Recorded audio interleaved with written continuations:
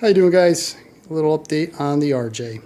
As you can see, I have loosely installed the motor.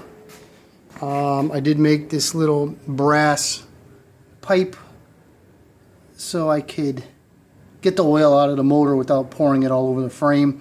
Not original, but just makes it a lot easier because I am going to theoretically drive this tractor. Put the governor spring in. I did notice I was missing a governor spring, so I had to go online and order one. So the carburetor's off. I'll put the carburetor obviously back on once I get that correct governor spring.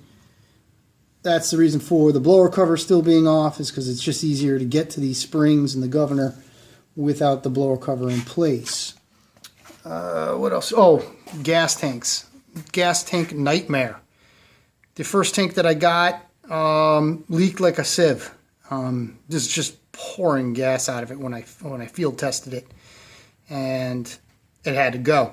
So then I went on eBay and I purchased this gas tank, which I thought, or which I was advised, was really nice, and it is. It's really nice inside. It's super clean, but it's supposed to have fine thread bolts here, so there's a fine thread here, but then somebody tapped it for a coarse thread over here, so mismatched the bolts. Where else? What else? Oh, yeah, then it's literally crashed. The whole corner of it's crashed in. It's crashed in here, and when you go like this, let's see if I can, it even deformed the entire side. It's all pushed in. Let's see what else. There was another crash in here somewhere. There's a, no, it's just rust. Oh, there you are. You know, there's crashes over here. There's a crash up here. All this was dented. Obviously, somebody put tank seal on it because it probably leaked. Tank seal on the bottom. So this was a bust. So I have an NOS gas tank coming. Hopefully that one will be nice and won't have any issues with it.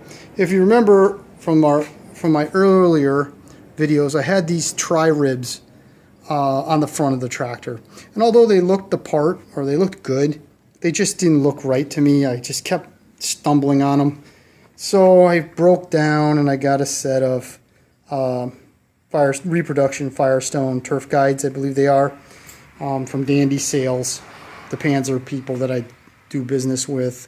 So now it just looks right. It just has a better look to it. Now onto the hood. So on the hood, I started wet sanding it, and as you can tell, right out of the can, it came out pretty nice. I mean, it really laid down pretty nice. I did have a couple runs in it. You can actually see my reflection in it. You can see my Toyota, my Tacoma in it, and that hasn't even been wet sanded yet. So I think that came out pretty good. What I did start to wet sand the top, and as you can tell, this was shot with Duplicolor engine red right out of the can, and I'm sanding it with 2000. So it's coming out pretty nice. I will have to buff it, you know, obviously, but there is a couple issues. I don't know if I'm going to be able to get it on camera, but right here, let's see if I can get it to focus. Yeah, just barely. Right here, there was a reaction in the paint. It just kind of pushed up a lot of gases, so there's a lot of little bubbles right there. So I gotta just continue to sand them off. As you can tell, right here, you can see that there's, like, right there, those are just low spots, more orange peel in the paint that needs to be taken out.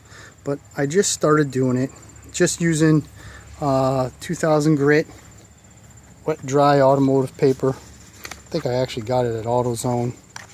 So, and as you can tell, I haven't, here's the unsanded portion, and here's where I kind of stopped. I got to come obviously all the way around, but you can see oh, come on. Sorry about my camera, but it's not going to focus up that great. But you really do get to see that it is pretty arrow straight. I didn't look for 100% perfectness, but it is going to be pretty darn close. Alright guys, thanks a lot for watching.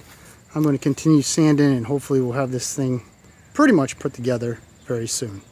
Thanks a lot. Bye.